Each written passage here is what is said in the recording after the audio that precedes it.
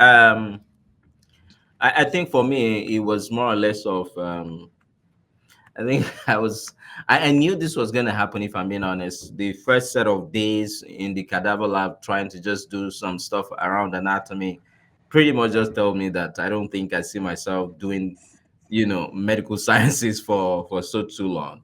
I remember one of my professors said, but you don't have to do that. You could do community medicine and, you could just be somebody who is a researcher. And I said, no, I just want to do something else. And so it's been quite interesting. It's good to know when you know that is not your path and then navigate your path. And, for us immigrants, it's good also to have somebody who have a similar background to you, who speaks the same language as you do as an immigrant, and then, traversing to get into this financial space. Mhm. This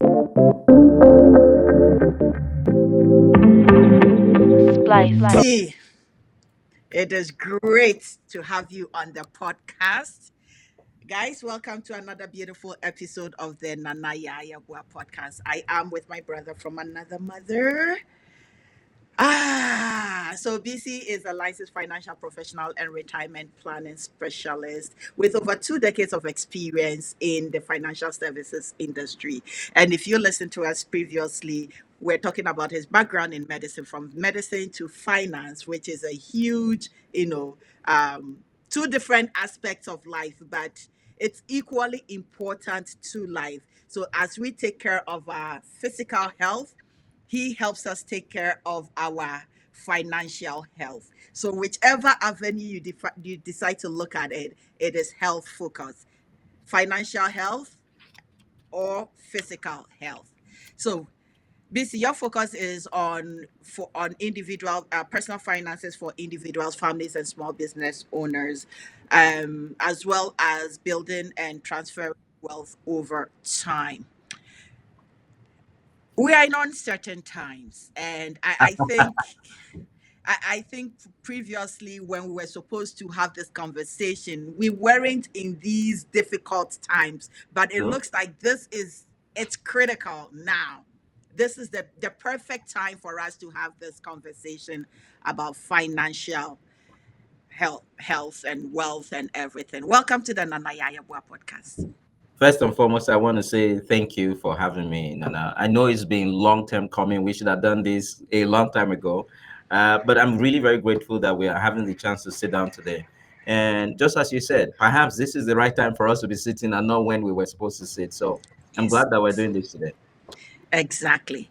So when we were planning it, I was looking at various angles in which we can have this conversation because um we're to more focused on it.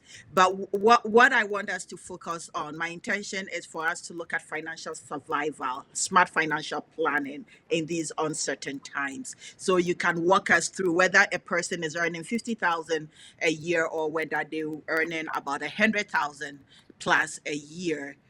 How do we, navigate this period with inflation, market volatility, and all the global economic shifts? How do we secure our finances? Because it's like you're trying to secure the finances are running the opposite. Oh my goodness. Is it strange that this is the conversations that I'm having with everybody these days? As somebody who has been in the finance space for a bit, I've done investment banking, I've done corporate finance, corporate banking, now being in the place of personal finance, talking to people about, emergency funds, protection plans, talking to people about their children education plans, and then, retirement and all of this kind of stuff. Given the place where we are right now, uh, what I say to a whole lot of people is number one, uh, time comes and time goes. This will pass too. We just have to stay and make sure that we're afloat before Calvary comes. But it would always. Um, we've seen turbulent times over the years, in different times, and when uncertainty comes, that's something that a lot of people don't really, like because nobody's prepared for it, and when it comes as a root shock. So I always say this: the foundation for everything is to have fundamentals right. You need to know the basic principles of how to build, for whatever time it is. I'm a Christian, so I forgive me. I'm going to speak some word from the Bible. There's a verse that is always sitting down with me. I can't remember exactly what the chapter verse it is, but it says something like, "You need to be prepared for when the issues of life comes. It's not if, it is when. When. It would always come. So we Mm. need to be, to be ready." So, for example, I say things to people like this: everybody needs to get financial education to understand where things are for them at every point in time. Why is that? We are now in a very uncertain, quite challenging, and very volatile financial climate, and nothing can prepare you for that other than you yourself understanding what your own financial situation is, and then having a strategy to be able to weather the storm and then stay afloat for when rescue or lifeboat will come, so that it can take us out of this place that we are. But that said, I think for me, where people need to focus their energy more is not about uh what do I do now. It's about what is coming, and then we preparing for what is coming, because we're here now. The fact is, the volatility in the market is as a result of what is going on, with the current administration in America, and a lot of people still don't understand where that is going to be like.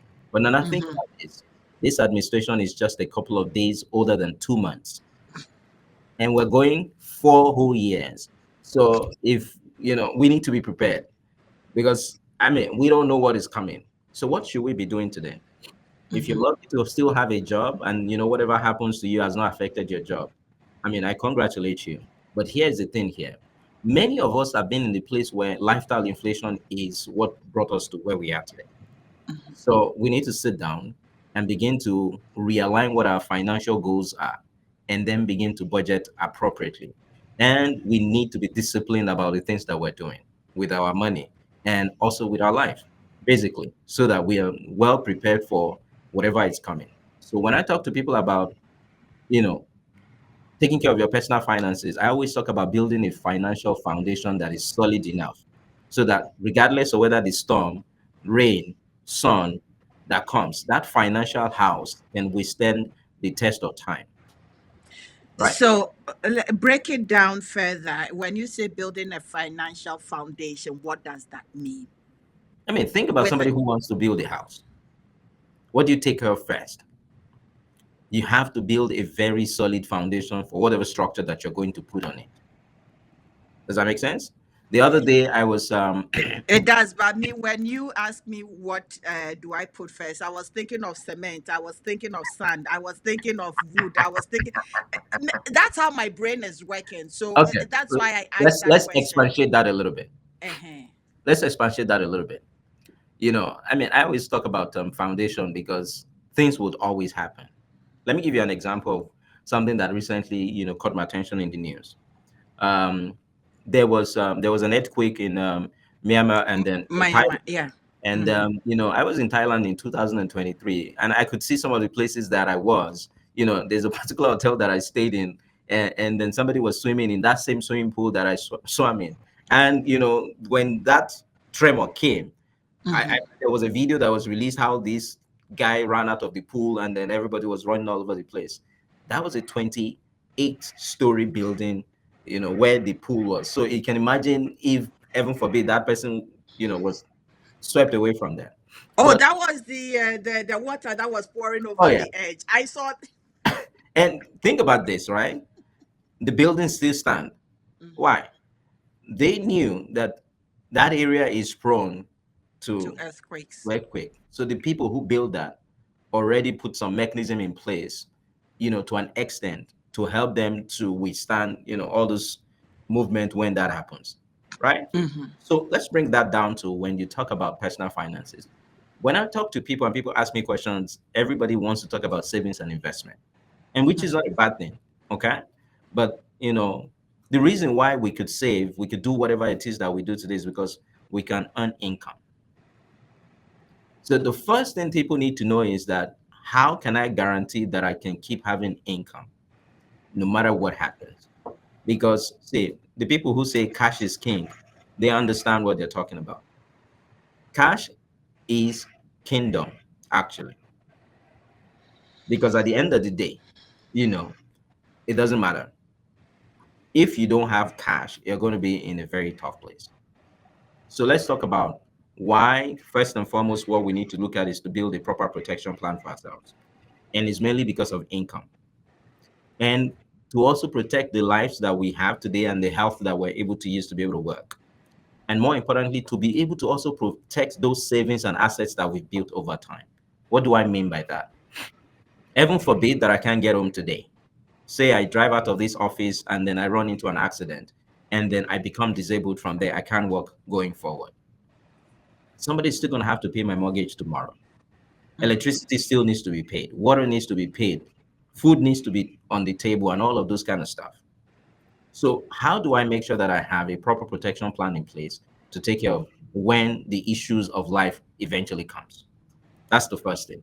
Because the biggest thing that people don't realize is when things happens, the first question that I ask people is this: if you have a major medical condition and you can't go to work, how many years into the future do you think your current employer can keep paying you salary if you don't go to work?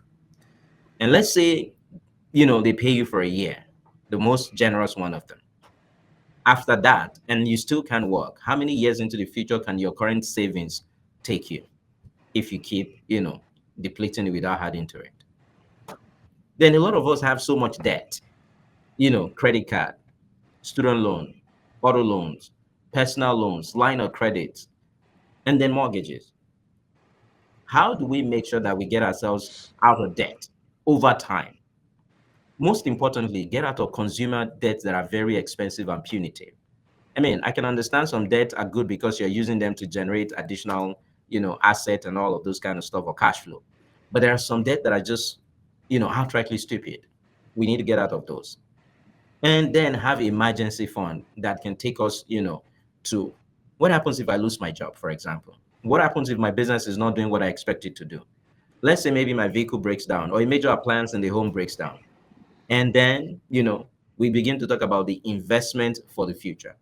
And later on, we can start begin to think about how do I do estate planning for end of life, and also, have all of those things in place. So when I talk about a solid financial foundation, no one can genuinely build wealth or take care of their personal finances without thinking about all of those five different pillars in that order of protecting the ability to keep having an income to take care of the things that you need to take care of. Make sure you get out of debt by just looking at your cash flow and then look at where your expenses are going through. Get out of all of those expensive liabilities that are taking so much money away from you. And then put money into emergency fund. And then Eh, eventually begin to save and invest for the future and then have an estate plan. all these things you are saying, Bisi, I understand. But as it is right now, Mhm. how? You see, right now did not just happen.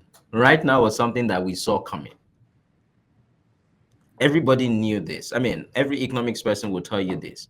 Today doesn't just happen today. It's a result of things that we've done yesterday or the day before. Decisions that we make before determines what happens today. Decisions that we make today will determine where we're going to be tomorrow. So when it comes to people's personal finances, what decisions are they making today? A lot of people are taking crucial financial decisions without having the requisite knowledge to be able to take care of those things. So I think the first thing that people need to do is, even with whatever is going on right now, we need to sit down and think about what are the goals that I want to achieve financially, and sit down and write those goals down. Do I have the means to achieve those goals? And sit down with a financial professional who can help you to understand, you know, what are the things that you need to begin to plan for? Where do I cop some of the things that I'm doing? There are so many excesses that a lot of people are putting money into, which I don't believe they should be. And there are so many things that people should be taking advantage of, which they're not. And so everybody is in the place where they are today. I truly believe that some people are not earning enough money to be able to do the things that they're doing right now. And you see, if we don't change from where we are today, we can never get to the place where we want to be. Now, before you know, a lot of people have monies in the places where um, they can't retrieve it right now, given what is Yes. going on, Mm-hmm. uh, in the society.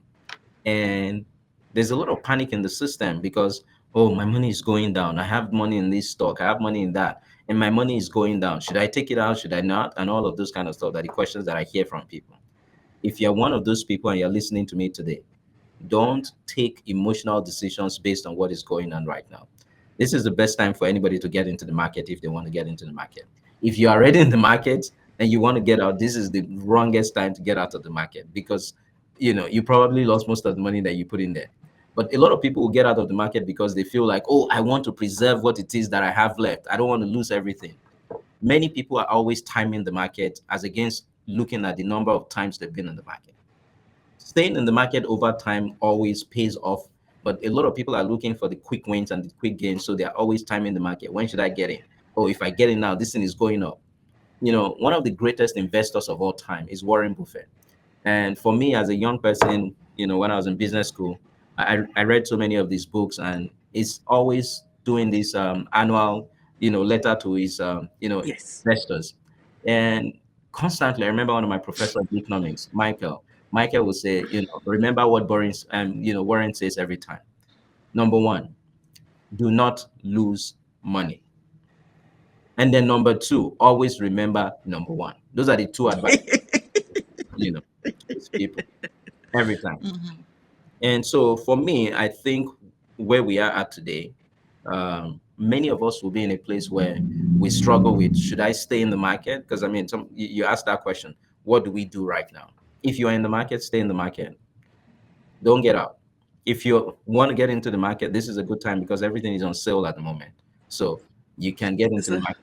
But you must know that whatever you're doing right now is not a quick, turn around something. You have to have, a long-term view and a strategy to be able to get anything out of the current market. thank you so much. I believe when I asked that question, I was looking at, say, budgeting, most especially in this, period of time. And for me personally, it's just that I have budgeted and trimmed so much that I don't know what else to trim. I mean, I don't know what else to so trim. And there are some things that are essential and some things that are not so essential. So, the essential that you cannot do away with will take yes, precedence. And those that you can do away with will have to take the backstage. And that's the only way we can move things forward. Because see, prices are rising, inflationary costs, inflationary effects are being seen in different stuffs. I was in Walmart last night and I was just pissed, just trying to buy egg and milk and all those, small items. And, loaf of bread is not the same thing like it used to be anymore. And, I got out of there and, I look at my gas, it was going down. And the next gas station that I saw 153 cents. I was like, oh my goodness, Lord, what's going on here? But think about it this way. That is me that I can, relatively say, quote unquote, okay. But there's so many people in the place where they cannot do that. And so when you find yourself in a place of quote unquote scarcity and you can't do as much as you would want to do, precedence has to be given to essentials that are, core essentials, and just cut your budget to, the minimum of this has to be yes. done. There are some needs and there are some wants. So needs will take precedence over I, wants. I think one of the things that in a conversation I was having with somebody was looking at micro scaling. So if you have the habit of buying food outside, already prepared food outside, cut that out. And for instance, myself, I'm baking my bread right now because it will make sense for me to buy 13.99, or when it's on sale 11.99, 8 kg, how do we call it, Wow. and bake the bread, and it tastes damn good. I mean, you're very right. I had a conversation with somebody. I think this was about Mhm. 4 months ago. This person's in America. As you know, I do consult in the two Yes. countries. So I was with this gentleman in Pennsylvania, and so we were doing cash flow analysis. How much is coming into the family between Mhm. you and the wife, and then how much goes out, and so we can find where the Yes. leakages are, and Mhm. then see how we sort of can. For so many of us, we have stuffs that are on, auto pay with our Yes. credit cards, and then, all of those kind of stuff. So I advise people sit down and bring out the statement of accounts that you use, be it for your checking or savings or even your credit card. And line by line, item by item, look at where the money went to. You will find some things that you could have, avoided. And if you begin to put all of those small bits and pieces together, you will find that the aggregate becomes something that is, you know, sizable enough for you to rely on in, trying times like this. And I find that this guy will go into Starbucks to buy coffee and then, donut every blessed morning. And I'm like, okay, so Mr. X, isn't it possible for you to go into Costco and just buy, coffee box, and then you just on your own in your house boil water and then just make your coffee, and then just get a very nice, beautiful mug and then put that thing in a flask and take it around with you. Um, you don't have to spend Much. this Yeah. much money and some things that you could do away with. All those Mm-hmm. little things. People pay for gym. They've never gone to go, and exercise in those gym. But those auto pay just keep coming out of the Mm-hmm. account. Some people pay for some subscription that they don't use anymore, but they never got to stop it from the money coming from their account, and all of those different kind of stuff. I believe this is the time for us to, do what I call serious deep Serious dive deep dive. into, you have to very dive into everything and say, where is this money going to? I mean, you won't believe it. I do this every month, at the end of every month. So today is the first Yes. of the month. I would do that from the beginning of the month to the end of the month, all my statement of account across all the Mm-hmm. banks that I have, where money go to. Because for me as a finance person, month on month is what I want to look at. I mean, I'll be honest with everybody, I didn't used to do that before. But because of the financial education knowledge that I have with everything that I do, it has become imperative for me to look at all of these things. And on a monthly basis, I look at how much income did I make this month and how much of expense did I, spend this month. Did I break even? Did I lose money or did I make money? I need to know that at the end of every month, because if I don't, then I'm in trouble at the end I of used to be the so good period. at that, eh? I need to revisit that, because for I'm a tactile person, so this is the book that I use for my finances, my budgets, the income coming in and going out and everything. But for I think I got exhausted with everything going on, and instead of really being critical about it, I said I'm tired. I I mean, that is also valid, because I mean, it's a real Yeah. concern where we are in the world today. It's a big concern for every one of us to begin to think about. You know, we don't know how long this is going to last. And I don't know if you know this, the U.S. administration just released a paper about all of the countries of this Mm-hmm. world and what is the trade that America has with each and every one of them, with the mindset to look at who else is extorting us, quote and unquote. That's what they think. And how do we begin to put tariffs on things that are coming from? All of this kind of uncertainty and volatility that is coming from where you typically would expect to have tranquility before Yes. now, uh, is troubling across the entire and the length and breadth of this world right now, and nobody seems to understand where that is going to. Right? We have an election in our country that is coming in a couple of Wait. weeks. We don't know, where that is going to, and how does that affect the relationship with our brothers and sisters down south, and all of that kind of stuff. So in the financial services space right now, there's a lot of uncertainty, and that has not been factored into anything just yet, because you don't know what Mm-hmm. next is coming. And so I think on an individual basis, what people just need to do is to be more critical about how they are analyzing their spending, their intakes, and all of those kind of stuff. So that, what is not essential at this point in time, there shouldn't be what I would call frivolous spending on those kind of stuffs at the moment. Oh my goodness. Thank you so much. Thank you so much. It may be hard to break, but then the times calls for that. Right now, Yeah. maybe sometime earlier in the year, I canceled my parking at work, because every month they were charging. It wasn't much. It was much, but it wasn't much, $47 or so. But I canceled it so that I park on the street. And luckily, they don't give tickets on the street overnight where I work. So you park there. Sometimes you have parking closer to the workspace. If you don't and you park a little further, you take it as an exercise. I mean, you might think that $47 a month is not much, but that's about 500 and A some change, year, right? On an annual exactly. basis, right?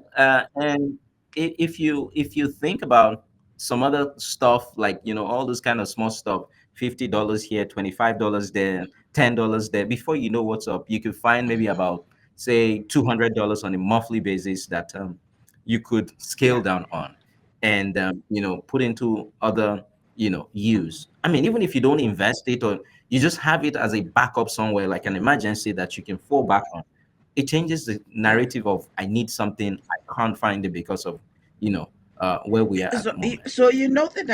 the next question I'm going to ask you is really about, say, debt management. I know we talked about debt management and everything.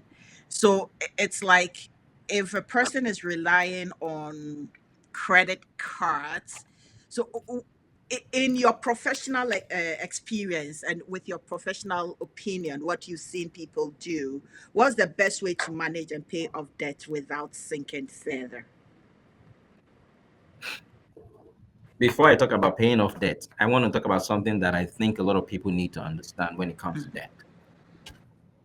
You see, when we talk about debt management, what I hear most people talk about is having good credit score. But I always say this: what is the use of a good credit score when you can't even afford the money to buy what that credit score is going to get you?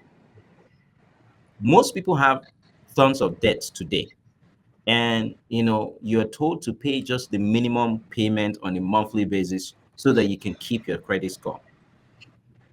About 10 days ago, there about 12, I was talking to a group of people and we're talking about debt management. And I tell people this: can you bring out your last, credit card statement and say how much is the Minimum. monthly, uh, no, the statement Oh. balance. Hmm. And one of them said the balance is about $3,600. And then what is the monthly minimum that you were asked to pay? They told me to pay, about maybe about $27 or something ridiculous like that. And then the guy feels like, oh man, $27. I mean, that's chicken change. Let me just give them $27. And then he does. And then they will send him an email.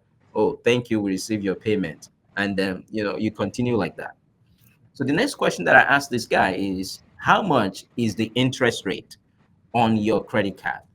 And he says, uh, uh, I was like, it's like you don't even know.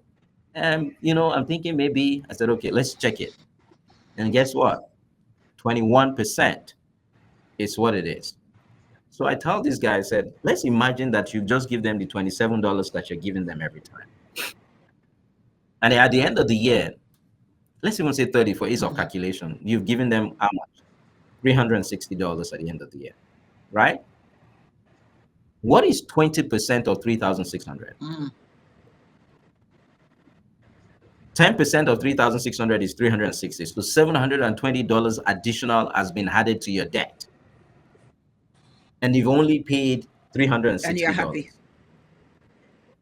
And oh, the guy has a good credit score. So he's excited that, is credit worthy, quote unquote.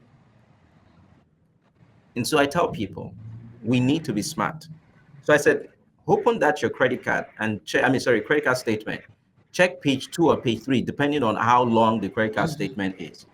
They always put it in Yeah. the second or the third page, depending on how long. If you pay the minimum payment, this is XYZ amount of years Yes. and months it will take to pay off, you Yes. know, these outstanding. And that, for me, it doesn't sit well right with me. Why did you put it on the second page or the third page? Why not end the first page so that everybody sees it from the get go? That, Or read the fine print. this guy, oh yeah. So this guy said, can you imagine? I'm going to have to use 22 years and some months to pay off this if I'm paying the minimum. I said, that's what it's going to take. So for me personally, when I talk to people about debt management, I'm thinking about how you can get out of, serious and Yeah. expensive debts. See, if the debt is not expensive, I would take debt to create asset, as long as what I use it for is another asset that is going to generate some cash flow for me. So I would first and foremost attack. There are two ways you could do debt management, and I use what I call the debt roll-up concept mostly to talk to people. And to look at that, you would look at it in two different ways. You could decide which one is easier for me to pay off first, or which one is the most expensive of my debt to pay off first, depending on which one makes more sense. Before I go into that, let me give you an example. I met one of our Cameroonian brothers in Sudbury last year, 2024, April, about a year ago. This particular church had invited me to come and talk to the men's ministry about, personal finances. So I drove up to Sudbury, and we had an incredible, session. The entire church was packed, and there was this brother who said to me, BC, on this issue of debt management, I don't agree with you. And I said, what do you mean, sir? He said, you said to pay off debt quickly, but it's my savings that I'm going to use to pay that. I don't have, and all of that.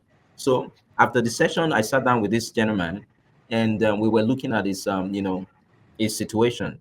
This brother had about $25,000 in investment, GIC investment, and he had about $10,000 of money in credit cards. So he keeps paying his minimum balance, minimum payment, and all of that, just so he can have a good credit score and all of that. So I did a simple arithmetic with him. I said, "What is the interest that you get on your GIC? Let's say it is 5%. What is the interest rate that you pay on your credit card? For ease of calculation, let's say it's 20%. If you don't actively pay off that credit card, it's only just going to take about 4 years, maximum five, before it becomes more than the entire savings that you put aside. Because if you understand how the rule of 72 works, you just need to know what is the interest rate that I get on this investment, or what is the interest rate that I pay on this debt. Divide 72 by that interest rate, and then it will tell you the number of years it would take for the money that you are investing to double, or the number of years it would take for that debt to double if you don't pay it off. So I told this man, I said, 20%, 72 divided by 20 tells me 3 years and some months. So let's say 4 years max. But you have 5% on your investment. 72 divided by 5 tells me that well over about, say, 12 months, 12 years and some, you know, months is when it's going to double. So who is fooling who here? You think you have some savings and then you are excited about that. My personal advice to him is to say, you know what, just take some money out of this and just pay off the entire debt. He didn't agree with me. But this is what I would say to people.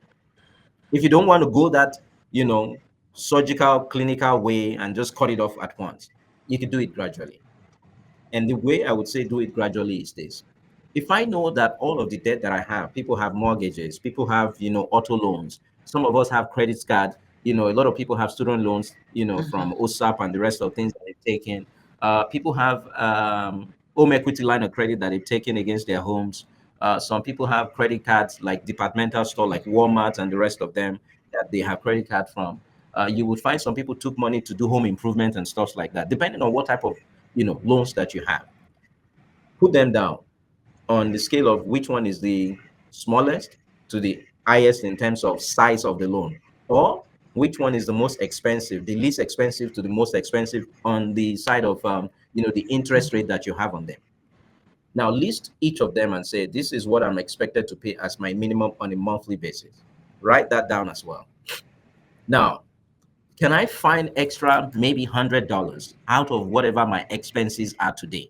Where can I save? For example, you decided to stop packing, and then so that's a saving of $47 or thereabout. Let's say I find another saving of, oh, I don't have to go to the Martins every day, maybe another $10. Oh, I need to stop this gym, stuff and all of that. And I can find just maybe $100 or a little bit more. Instead of me to pay just the I minimum got. on some of the I had that to it and say, while I'm paying minimum on the remaining one, I want to attack this very small one with that extra. And then I pay off that. Please don't cancel the card or don't say, oh, I don't want this anymore. Just cut it off. Don't spend it, but leave the credit because you still need that credit. I intentionally lost Credit the is card. I have no idea where the card is. But for me personally, this is what is doing because I don't have the card, and I the strategy like what you say, and I have the minimum, but then I also put $20 extra, and I do a bi-weekly payment. So if it says it is say $60, I do it 40/40, so that in yeah. it when I'm paid some months bi-weekly, say January and June, or probably three payments, so you have extra payments on the card to And that's what I tell people to Yeah. do. Even with your mortgage, add more than what is expected Yes. of you. And that reduces the number of years Yes. that you've taken to pay off stuff. Now, the discipline of the fact that you're putting money aside to pay off your debt, at some point in the future, that debt will be fully paid off. Please don't create another lifestyle inflation to now say, I have money, I just want to spend it anyhow. You've, over the last couple of years, stayed in the place where you've deprived yourself of some things to be able to pay off that debt. Don't create another But problem. Can we begin to put those money aside and save them for some other But stuff Bisi, in the that future? is what some of us did. We cleaned house and created another set, and then we need to clean house. But cleaning house in uncertain financial times, and so we are caught between a rock and a hard place. That disposable income is not as disposable. Um, yeah. Think about it this way. There's really not, it's good to clean house. And cleaning house means that I'm cleaning house so that I can have new addition, Yes. right? I'm cleaning house because I want to create room for the new things that I want into the house. But we need to begin to ask ourselves the question of what are the new things that I'm bringing and what value do they add to me, or what is it are they taking away from me? So when it comes to debt, I always tell people this: you can live on a cash basis if you want to, right? For example, if I go against or I want to pay off all my credit cards, I think for me that is the most expensive debt that a lot of Yeah. people need to deal with. Um, I've seen some people when it comes to auto loan, they have expensive, debt in those places too. People buy all manner of ridiculous vehicles that they're not supposed to be driving. I don't know why they do it, but Status. people just do it. Somebody once told me, BC, that's your own cup of tea. I'm the one that is working for this money. I have to enjoy it before I die. And if somebody else comes along, they will spend the money anyhow and all of this kind of stuff. And so this is what I say to people like that. You can live your life in two ways. You can live the hard times today so that you can enjoy the good times at a later time in the future. Or you can enjoy the good times today. If you're not careful, it can lead to a hard time in the future. But at the same time, you could do, it in such a way that there is something that is called delayed gratification. You just want to get, the basics out of the way first, and then create a discipline, a culture of I can live within this particular means without necessarily, getting things more than, you know, difficult than what it is already is. I'm not saying people shouldn't enjoy the money that they make. I'm not saying people shouldn't have, good time, take time to go on vacation and all of those. But please don't buy it on credit and say I will come and pay it when I come back. Have a proper I plan. mean, Yeah, yes. and that is one of the things I don't think many of us think about this forced savings methods that we learn from back home, susu or partner. Oh, I know that. So, I mean, I recall I was talking to a friend of mine in Houston, Texas. I think this was late last year, and he was so objected to people doing Isusu and then all those kind of thrift partnership kind of stuff. And the idea is, what if the person who parks today is not there tomorrow, and then all the money is gone and all? I get that, but then again, it's worked for those it worked for. I'm not saying people shouldn't do it, but I think if you don't want to be in that sort of situation, you could do something and just create systems that allows you to have quote and unquote a partner to work with. Um, I tell people this: just have you know um, accounts where you have different monies that will go to. The first thing that I tell anybody is it does not matter how much, how little it is your salary is. The first bill you want to pay is to yourself. Write a check and say, this is Bisi Ogunwale Financial Wellness Plan, fund. And at least, minimum, take 10% of whatever it is that you work for yourself. Because there's something that I subscribe to. It's called the Babylonian law of success. It said a portion of what you work for is yours to keep. You cannot just keep working for a living and paying everybody off. I mean, you pay your mortgage or your landlord, you pay for water, electricity, you pay for your car insurance, car note, and all of that. At the end of the day, you say there's nothing left. My question to you is, who are you working for? Are you working for yourself, or you're working for all of those other organizations and people that you've given your money out to? Guys, if you've not read The Richest Man in Babylon, please go look for that book and read it. It's so true. And that was going to lead me into the question about emergency fund and financial safety net, which you have answered, that you need to pay yourself first. And for most of us, you and I, back home also is taking payment from our pockets. Oh, oh my goodness. You don't even want to start with that one. But as Okay. immigrants, now let's face the realities of our life. We are here, but then home is also pulling us. It's like it's got fish hooks in our backs that pulls us to remind us that there are people that also are digging into you, into your pocket, that you need to look. And also, what are your thoughts on those, most especially when we are trying to figure out our financial, emergency fund, financial safety nets, and etc.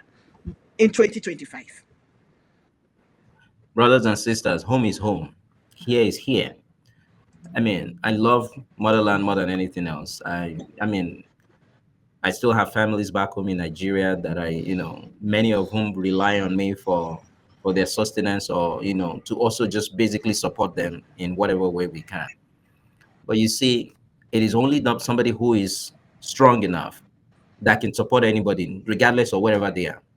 Um, if you are not, you cannot give what you do not have. That's pretty much what I'm going to say. Um, Many of us are in the place where we don't have budget to how much goes to where or how it does goes. So pretty much what I basically, I advise most of our brothers and sisters to say, you have to have a monthly budget of what goes back home to Africa. And you got to let everybody knows that once I reach this limit, nothing is coming again until the following month. There's no amount of emotional blackmail that you can bring my way that will make any extra dime to come out of it. So I kind of want to say, if it is just $100 or $200 that you budget to say this is what is going to go back home this month, stick with it. Whatever problem is not taken care of in that place, unless it's a case of life and death that somebody needs maybe serious medical attention and all of those kind of stuff, I can make exceptions. But you see, things that are not done this month, 30 days will come, another budget will open. It's just like government says this is our budget for this for this particular sector of the economy for this year.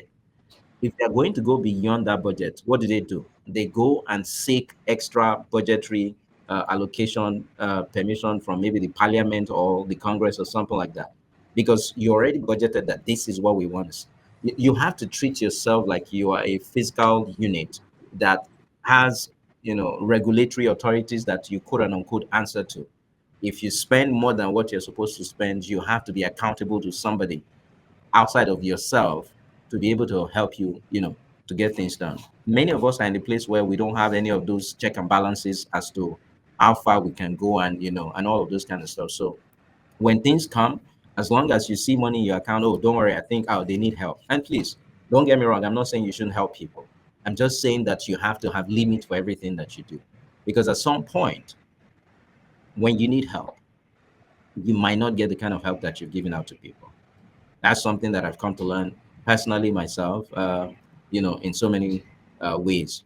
But you see, the financial way to tell people that is to just say, how much is what I will give to people on a monthly basis, whether here or back home. Once that budget is exhausted, we have to wait for the next month. Even if it was exhausted on the second day of the current month, we need to wait until next month. I mean, I will collect names and then look at, okay, so how much do I want to give this? How much do I want to give that? I mean, you can't just dip your hand into my pocket and say I want to take money unless I say I want to give it to you. So that's the kind of way I look at that personally. Thank you. That was a very thoughtful approach. And I do hope that the audience, those that have similar financial, limbo or situations just like you and myself, can take a little bit something from it. For me personally, there are only one or two people that can call me. And if it's not an emergency life and death situation, I don't want to hear about it. We all have issues, and I am learning to deal with mine. I am not your bank. Don't have any expectations. I made certain decisions to be where I am. And so I do expect that they also, whatever decisions they make in their life, also put them where they are, most especially when they sent us all to school. And if they decided to stay in school or not, it's their decision. Yeah. So, and that is where I have gotten much of a peace of mind, and the expectation that sisters' pocket is always open for dipping hands is not. No, it's not. I mean, I think it's just setting the right Hmm. boundaries and letting people know, you know, things that you would accommodate Yeah. or not, depending on what the situations are. And once you set boundaries with people, people know, okay. I mean, a whole lot of people know now that if they need anything from me, they need advance notice because there's a budgetary quote unquote allocation for spending Hmm. abroad. And so once that is exhausted, forget about it. We have to wait for the next, allocation. So for me, a lot of people know, okay, before the end of the month, let me get my quote and unquote request to Hmm. him. So let's see if it can happen. That's the Well, kind of way, well, you are I try to even work. looking for requests. Me, I'm not looking for anything. Who is fulfilling my request when my budget is gone to negative? Or I, There are some.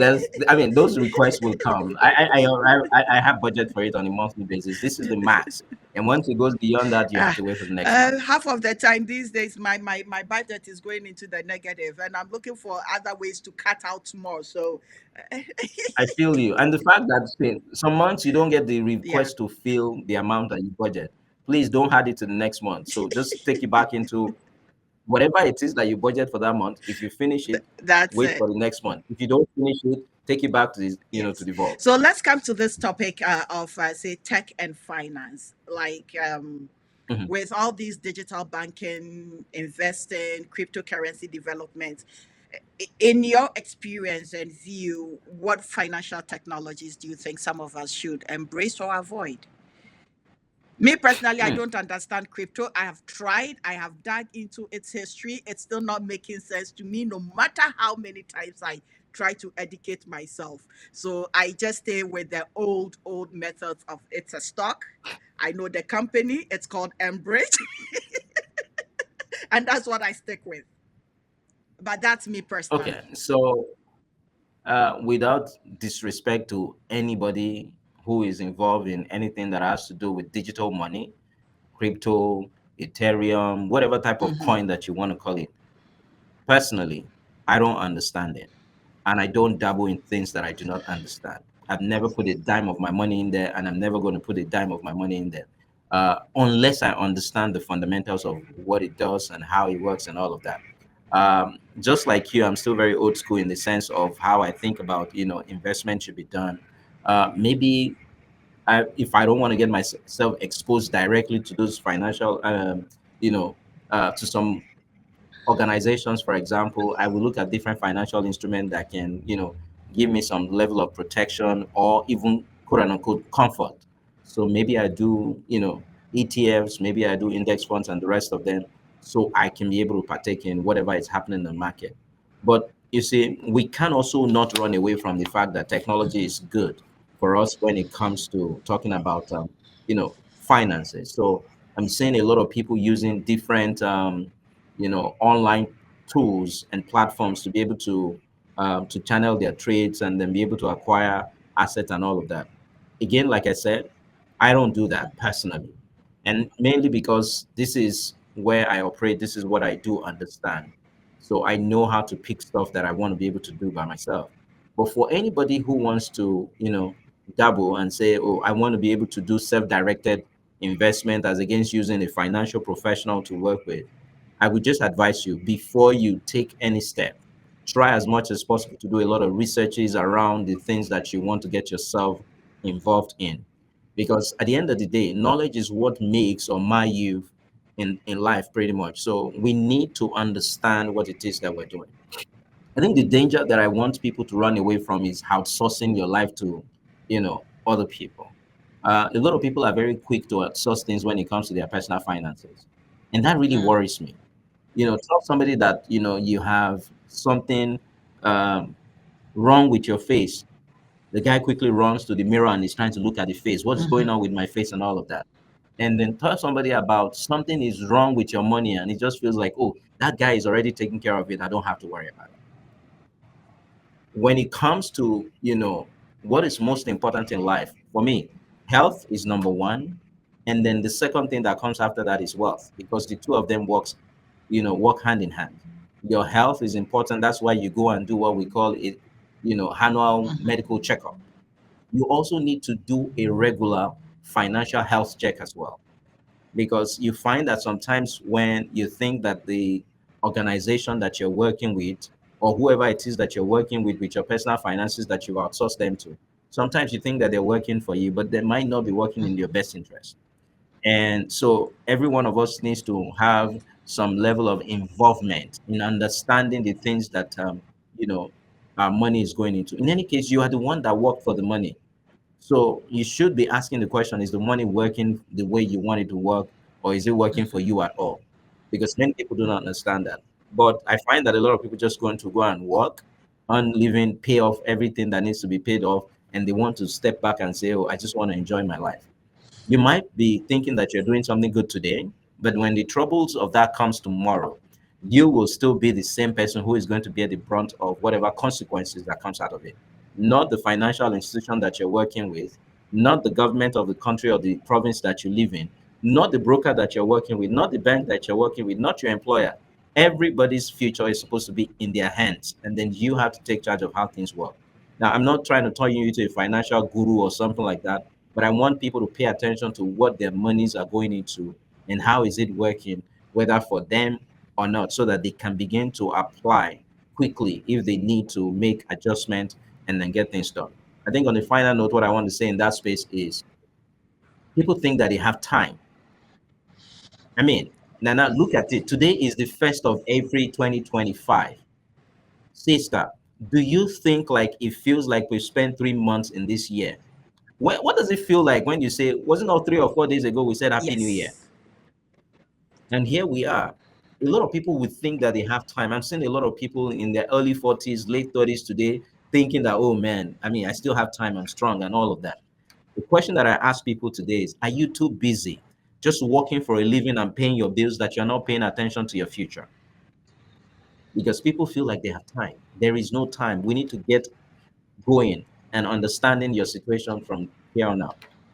That is a beautiful, beautiful ending to our conversation, whether you have time or not.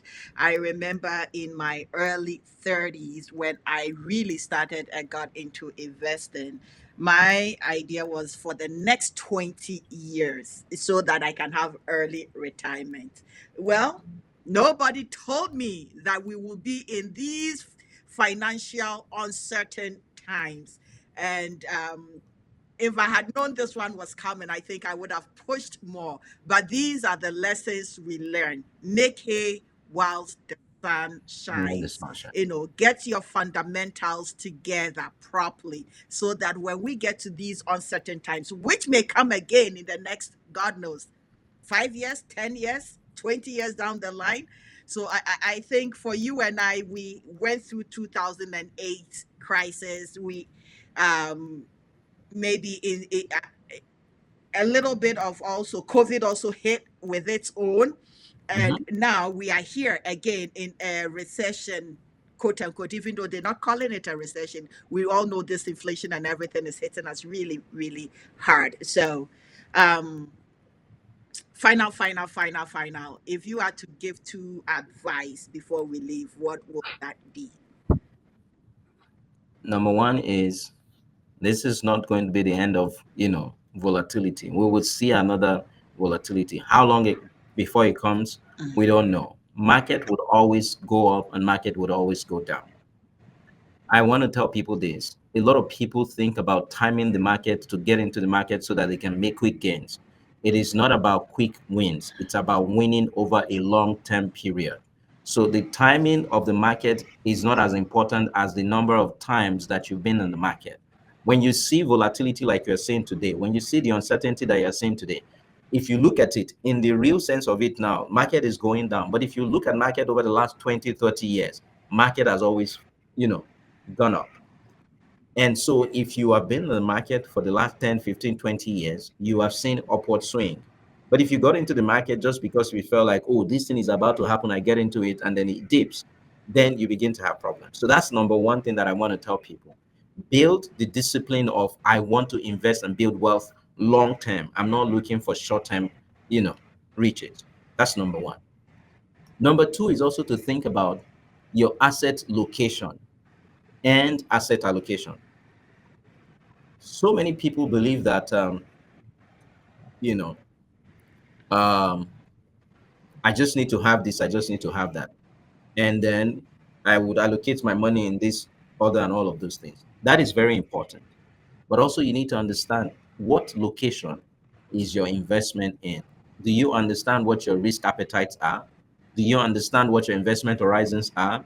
How long do you want to do this for? How long can you afford to keep doing what you're doing right now?